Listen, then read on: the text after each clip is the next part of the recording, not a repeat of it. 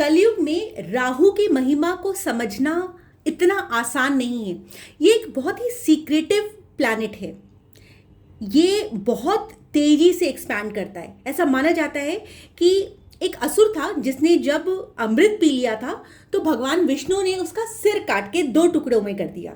तो सिर वाला पोर्शन बना राहु और धड़ वाला पोर्शन बना केतु। तो राहु के पास सिर है लेकिन पेट नहीं है, तो वो कितना भी खाएगा, वो कहाँ जाएगा उसको खुद नहीं पता, क्योंकि उसका पेट कभी भरेगा ही नहीं। तो वो खाता चला जाएगा, खाता चला जाएगा, खाता चला जाएगा।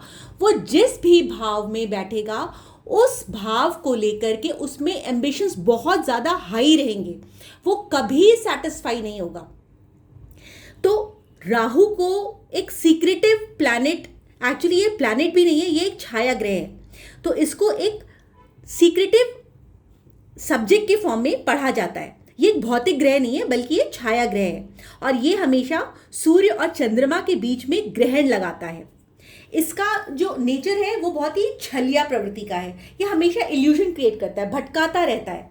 कलयुग में आपने देखा होगा हर व्यक्ति के व्यवहार में, नेचर में मोह बहुत ज़्यादा है, भ्रम बहुत ज़्यादा है और लोग भटके हुए रहते हैं। लोगों को ज्ञान की ज़रूरत नहीं है बल्कि उनको, हर बंदे को भोग, विलासिता, पैसा, नाम, पहचान, ये सब चाहिए। किसी को ज्ञान व्यान की जरूरत नहीं है। राहु को शॉर्टकट बहुत ज्यादा पसंद है। Welcome to my channel astrology blessings and guidance. यदि आपको लगता है कि आपको लाइफ में बहुत ज़्यादा एम्बिशन हाई है, आप किसी चीज़ को लेकर के बहुत ज़्यादा इनसिक्योर है, आपको अनजाना डर लगा रहता है, आपका माइंड अनस्टेबल है, आप बहुत जल्दी भ्रमित हो जाते हैं, आप नशा, जुआ, ड्रग्स, सिगरेट, अल्कोहल, इन सब का शिकार हो गए, आप अपने को चाह करके भी इससे दूर नहीं कर पा रहे हैं, आप हमेशा दिन रात फ़ोन पर, लैपटॉप पर बैठे रहते हैं, आपके साथ चीटिंग्स बहुत होती हैं, आपके रिलेशनशिप में अचानक से कोई ऐसी सिचुएशन आकर के खड़ी हो जाती है जिसको आपने इमेजिन भी नहीं किया होगा, आप सोशल मीडिया पे बहुत ज़्यादा एक्टिव रहते हैं जिसके कारण भी रिलेशनशिप में आपके इश्यूज आते हैं, आपकी जॉब या बिजनेस में इंस्टेबिलिटी आती है और जो प्रॉब्लम आती है ना वो अचानक आती है। तो जब अचानक वर्ड आता है तो वो राहु का काम होता है। कोई भी डिजीज़ आपकी लाइफ में थी नहीं लेकिन सडन डिजीज़ का अराइवल हो जाता है। तो ये सारे सिम्टम्स जो हैं वो राहु के हैं। तो इस कंडीशन में हमको क्या करना चाहिए? इस कंडीशन में हमारे को या तो राहु से रिलेटेड मंत्र जाप करना चाहिए या फिर हमारे को डोनेशन करना चाहिए। राहु आजकल के टाइम पे स्वीपर्स को या जो भी ऐसे कर्मचारी होते हैं जो कि साफ सफाई के एरिया से जुड़े हुए होते हैं, उनको राहु की कैटेगरी में लिया जाता है। इसके अलावा वो बंदा जो कि कहीं ना कहीं से सोशल मीडिया का यूज़ कर रहा है अपनी लाइफ में, उनको भी पीपल एसोसिएटेड विद राहु कहा जाता है। इसके अलावा अघोरी, तांत्रिक, ससुराल और जो लोग सिगरेट, शराब ये सब बनाते हैं, हैकर्स, डिटेक्टिव्स, पॉलिटिकल स्ट्रैटेजीज क्यों? क्योंकि पॉलिटिक्स में हमेशा छुपा छुपी का खेल होता है।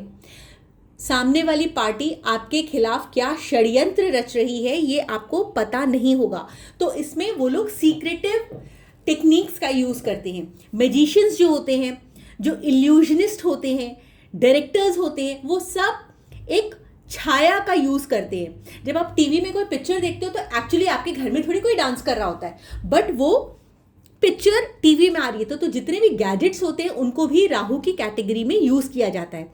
जो भी department, producer, director, magicians, astrologers, AI developers, criminals, ये सब राहु की कैटेगरी में आने वाले लोग हैं। क्रिमिनल्स क्यों? क्योंकि वो छुपते छुपते चोरी या कोई गुनाह करते हैं। स्पाई एजेंट्स क्या? क्योंकि वो भी छुप करके किसी का पीछा करके इंफॉर्मेशन निकालते हैं। फॉरेन ट्रेडर्स, क्योंकि फॉरेन को भी, विदेश को भी राहु का कारक माना जाता है।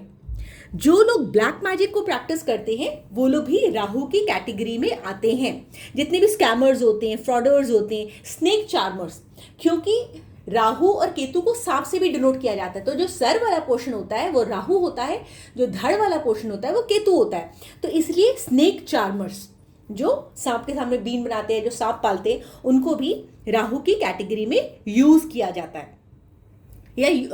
तो जिस भी बंदे को राहु का यूटिलाइजेशन करना होगा तो वो इनमें से कोई प्रोफेशन को ऑप्ट कर सकता है।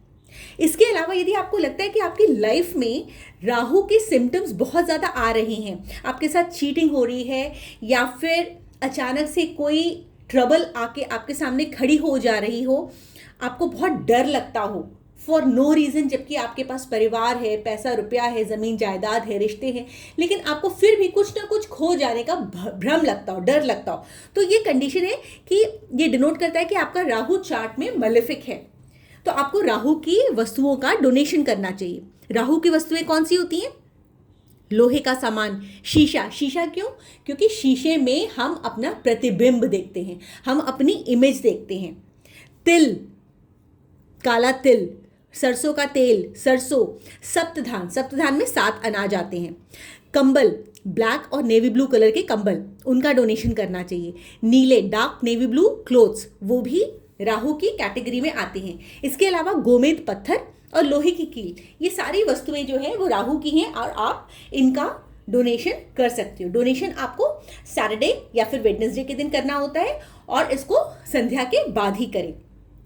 तो इससे आपके जो बॉडी में जो ब्लैक या नेगेटिव ऑरा है या आपको किसी बात को लेकर के फोबिया है या इनसिक्योरिटी है, वो चीज़ आपकी लाइफ से चली जाएगी। इसके अलावा आपको राहु के मंत्रों का भी जाप करना चाहिए। आप राहु के एकाक्षरी मंत्र का जाप कर सकते हैं, ओम रांग राहवे नमः, और तांत्रिक मंत्र ओम भ्राम भ्रीम भ्रौम सह राहवे नमः। कुल जाप संख्या 18,000 होती है और कलयुग में जाप संख्या 4 गुना बढ़ करके 72,000 हो जाती है। प्लस आपको 72,000 का दशांश यानी 7200 करना चाहिए। यदि आप दशांश नहीं करना चाहते तो आप हवन कर लीजिए। तो टोटल जप संख्या 79,200 mantras with in 40 to 43 days. संध्या के टाइम पर आप साफ सुथरा आसन बिछा करके बैठ जाइए और फिर राहु पवित्रीकरण वगैरह करके उसके बाद से राहु के मंत्रों का जाप करिए। बहुत ही क्लीन क्लियर इंटेंशन के साथ राहु देवता से प्रार्थना करिए जो भी आपको अपनी लाइफ में अचीवमेंट्स चाहिए। तो राहु देव बहुत जल्दी प्रसन्न होकर के आपके ऊपर अपनी कृपा बनाएंगे। आप चाहें तो 4, 22 या 13 नंबर की तारीखों में भी ये मंत्र जाप शुरू कर सकते हैं। मंत्र जाप आपको करना संध्या के बाद ही है। यदि आपको मेरी ये वीडियो पसंद आई हो तो please like share and subscribe ज़रूर करिएगा। And for consultation please call on my number 831-830-7747। Thank you so much for watching.